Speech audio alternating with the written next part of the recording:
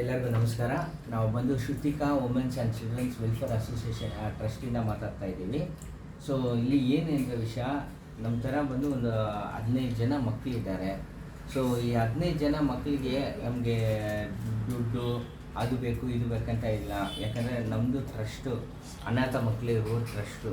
So ಅವ್ರಿಗೆ ಬಂದು ನಿಮ್ಮ ಕೈಯಿಂದ ಆಗಿರೋದು, ಇವಾಗ ನೋಡಿ ಇವತ್ತು ಒಂದು ಹಾಲಿಗೆ ಒಂದು ಬಿಸ್ಕೆಟ್ ಪ್ಯಾಕೆಟ್ಗೆ ತುಂಬ ಕಷ್ಟಪಡ್ತಾ ಇದ್ದೀವಿ.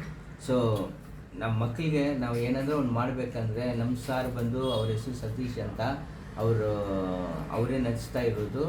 ಸೊ ಅವರು ಇಲ್ಲಿ ಯಾರೋ ಫಂಡು ಏನು ಡಿಸ್ಟ್ರಿಬ್ಯೂಟೆಡ್ ಮಾಡ್ತಾ ಇಲ್ಲ, ಎಲ್ಲ ಅವರೇ ಇನ್ಚಾರ್ಜ್ ತೊಗೊಂಡು ನಮ್ಮ ಸತೀಶ್ ಸಾರ್ನೇ ಎಲ್ಲ ಮಾಡ್ತಾ ಇದ್ದಾರೆ.